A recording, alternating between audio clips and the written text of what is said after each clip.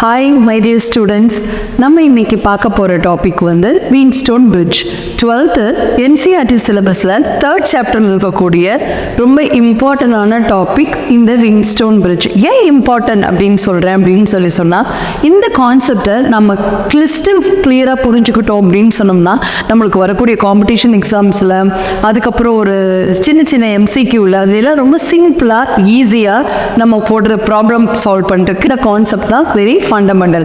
So இதை நீங்கள் கிளியராக புரிஞ்சுக்கிறதுக்கு நம்மளுக்கு ப்ரீவியஸாக ஒரு வீடியோவில் நம்ம வந்து KCL KVL நம்ம வந்து படிச்சிருக்கிறோம். KCL தான் என்ன அப்படின்னா Kirchhoff's current law, KVL is Kirchhoff's voltage law. ஹோம்ஒர்க்கில் கிர்ச்சாஃப்ஸ் கரண்ட் லாவை கிர்ச்சாஃப்ஸ் ஜங்ஷன் லான்னு சொல்லி கூட சொல்லியிருப்பாங்க. சரியா?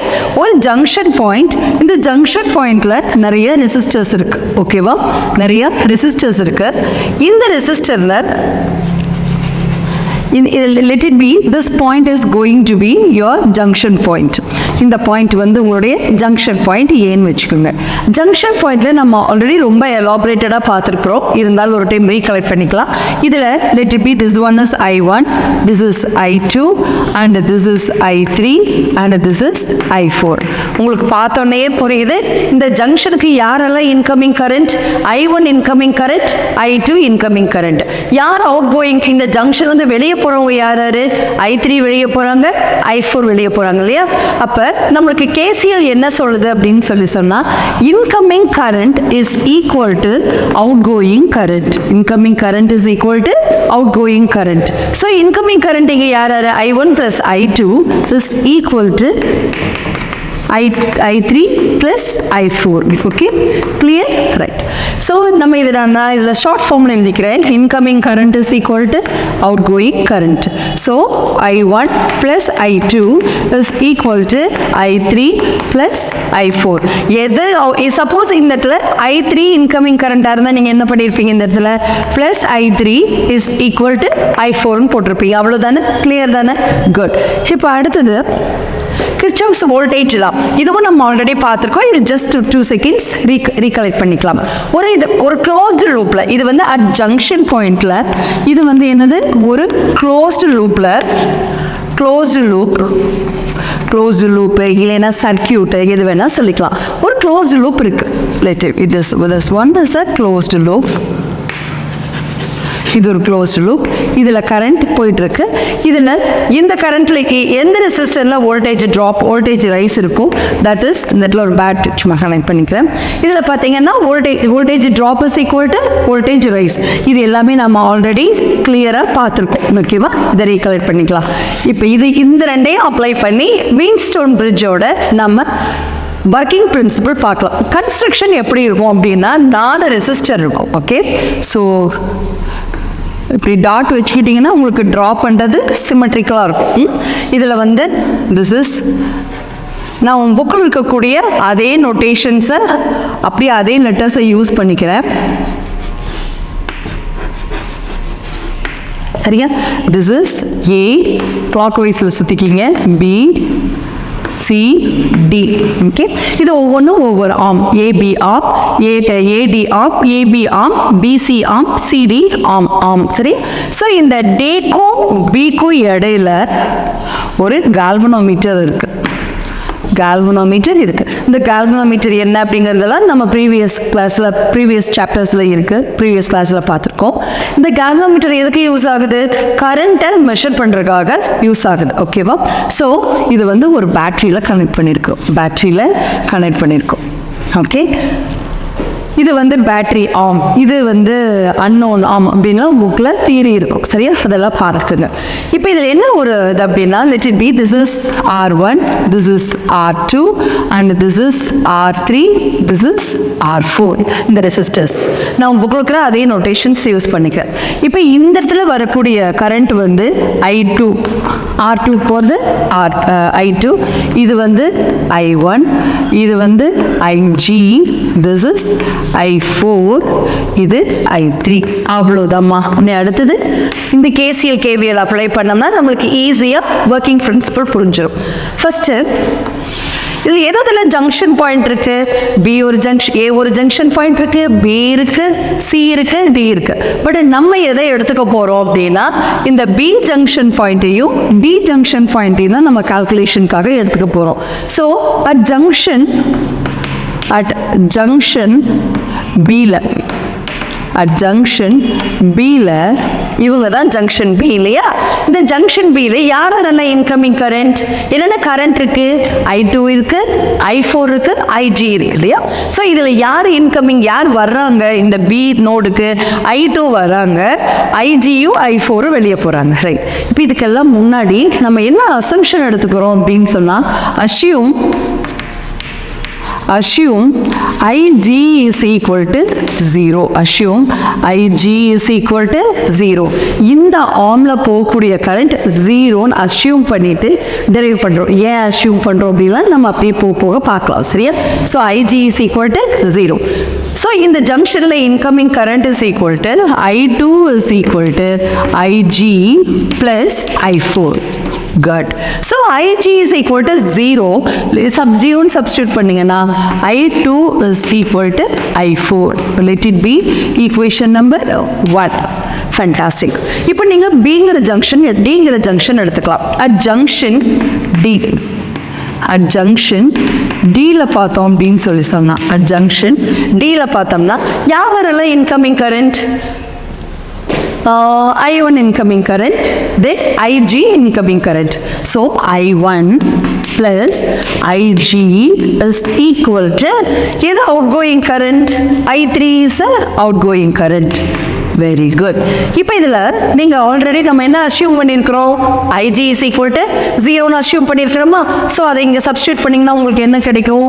I1 is equal to I3. இது equation number 1 and போட்டோம். This is equation number 2. Okay. So I2 is equal to I4. I1 is equal to I3. இதுதான் நம்ம KCL அப்ளை பண்ணி நம்ம கண்டுபிடிச்சது. ஸோ ரெண்டு ஜங்ஷன் எடுத்து நம்ம கண்டுபிடிச்சிருக்கிறோம். நெக்ஸ்ட் லூப் இல்லையா? கேவிஎல் எங்கே அப்ளை பண்ணணும்? ஒரு க்ளோஸ்டு லூப்பில். ரைட்டா?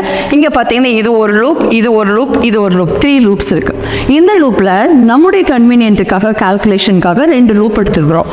இது ஒரு லூப், இது another loop. This is first loop, this is second loop.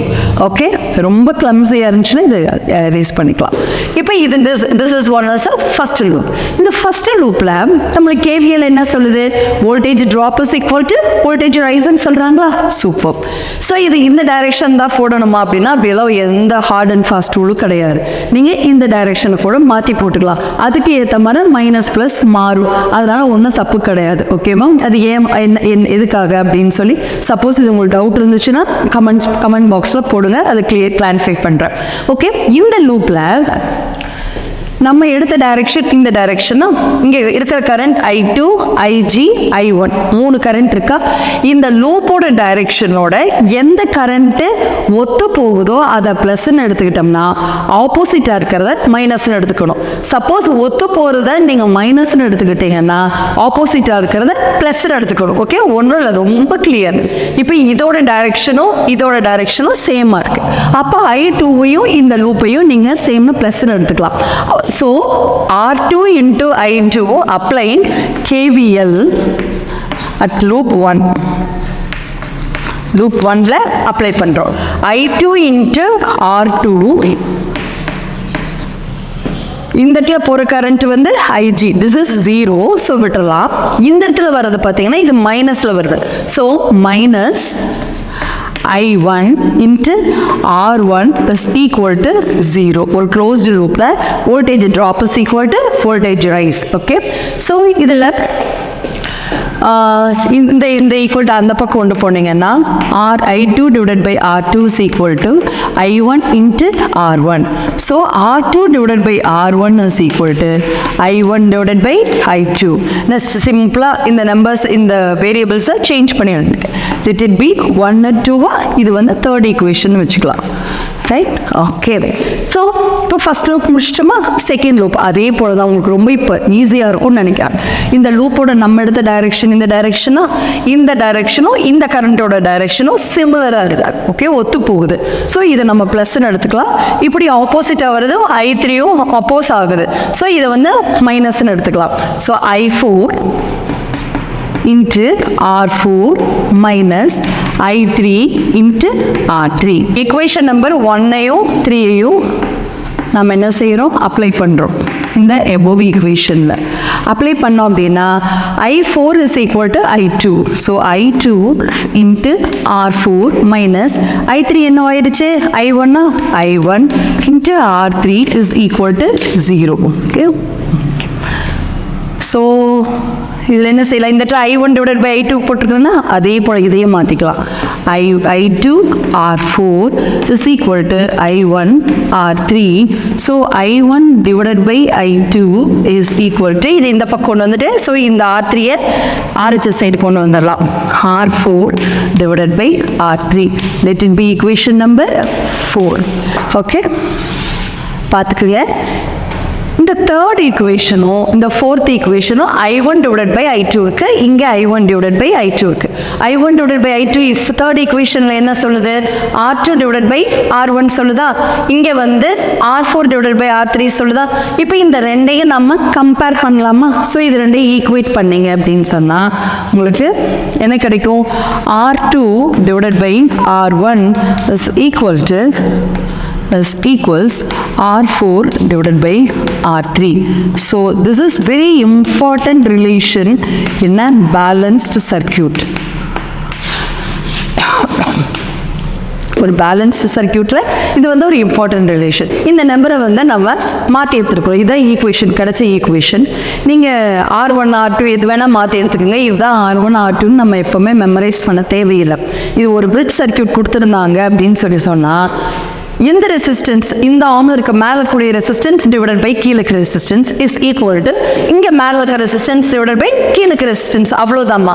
R2 divided by R1 is equal to R4 divided by R3. Don't மக்கப்பே பண்ண தேவையில்லை.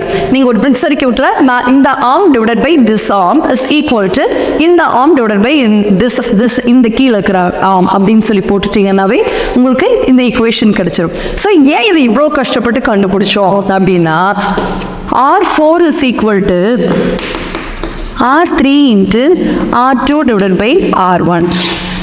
இது என்னது, இது வாட் இஸ் திஸ் அப்படின்னு சொல்லி. ஏன்னா இப்போ சப்போஸ் உனக்கு ஏதாவது ஒரு ரெசிஸ்டர்னுடைய வேல்யூ கால்குலேட் பண்ணணும், தெரிஞ்சுக்கணும் அப்படின்னு சொன்னால் திஸ் ஆர்மஸ் வச்சு பி இது வந்து ஒரு அன்னோன் ஆர்ம்.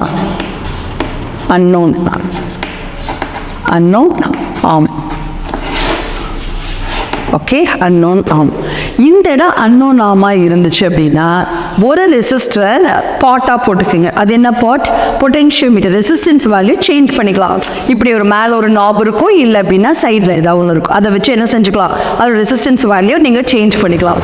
இந்த R3யோட வேல்யூவை சேஞ்ச் பண்ணுற மாதிரி இந்த இடத்துல ஒரு பாட்டை கனெக்ட் பண்ணியிருந்தீங்க அப்படின்னா நீங்கள் என்ன பண்ணணும், இந்த இடத்துல ஒரு R1 தெரிஞ்ச வேல்யூ ஒன்று போடுங்க, R2 தெரிஞ்ச வேல்யூ போடுங்க, R3 பாட் கனெக்ட் பண்ணிக்கிங்க. இந்த R4 எதோட ரெசிஸ்டன்ஸ் வேல்யூ கால்குலேட் பண்ணணுமோ அதை இந்த ஆர்மில் கனெக்ட் பண்ணிக்கிறீங்க. குட். கனெக்ட் பண்ணதுக்கு அப்புறமா இந்த இடத்துல galvanometer ரொம்ப அக்யூரேட்டாக கரண்ட் வேல்யூவை கண்டுபிடிச்சி கொடுக்கறது.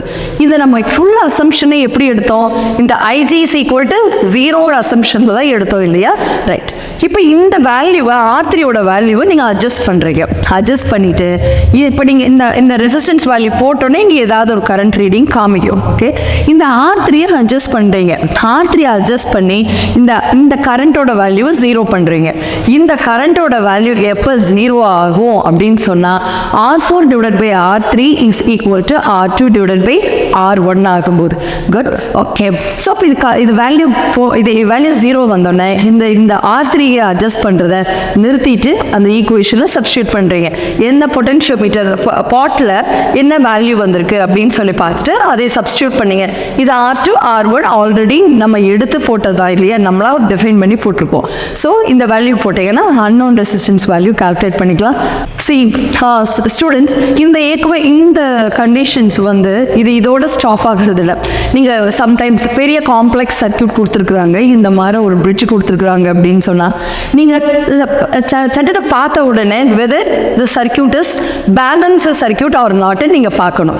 பார்த்துட்டீங்க அப்படின்னு சொன்னால் ஈஸியாக இந்த ஈக்குவேஷனை போட்டுடலாம். ஓகே, போட்டு எவ்வளோ பெரிய சர்க்கியூட்டாக இருந்தாலும் சிம்பிளிஃபை பண்ணி ஆன்சர் போட்டுடலாம். இது வந்து பார்த்தீங்க அப்படின்னா சப்போஸ் 3 மார்க்ஸ் 2 மார்க்ஸில் கேட்டிருப்பாங்க. ஆனால் சிலர் என்ன செய்வாங்க, இந்த இடத்துல பேலன்ஸ் சர்க்கியூட்டான்னு பார்க்காம இந்த ரெசிஸ்டன்ஸ் வேல்யூ வச்சு கன்ஃபியூஸ் பண்ணிட்டு இருப்பாங்க. அப்படி எல்லாம் ரொம்ப லென்த்தியாக போட்டுட்டு இருப்பாங்க, ரொம்ப டைம் கன்சியூமாக இருக்கும். ஸோ நீங்கள் எடுத்த உடனே வெதர் இட் இஸ் பேலன்ஸ் சர்க்கியூட்டா இல்லையான்னு சொல்லி செக் பண்ணிட்டு ஈக்குவேஷன் போட்டிங்க அப்படின்னா ரொம்ப சிம்பிளாக முடிஞ்சிடும். இந்த மாதிரி கொஷின்ஸ் இதோட ஸ்டாப் ஆக போகிறதுல நீங்கள் காம்படிஷன் எக்ஸாம்ஸ் எழுதினாலும் இந்த மாதிரி கொஷின்ஸ் வந்து ரிப்பீட்டடாக கேட்டுட்டு இருப்பாங்க. ஓகேவா? So understand the concept before going. So இது உங்களுக்கு கிறிஸ்டல் கிளியராக புரிஞ்சிருக்கும்னு நினைக்கிறேன். இதில் ஏதாவது ஒரு டவுட் இருந்துச்சு அப்படின்னா கமெண்ட் பாக்ஸில் கமெண்ட் பண்ணுங்கள். Okay, so happy learning. உள்ளுவதெல்லாம் உயர் உள்ளல், aim higher always. Thanks for வாட்சிங். உங்கள் ஃப்ரெண்ட்ஸ்க்கும் ஷேர் பண்ணுங்கள்.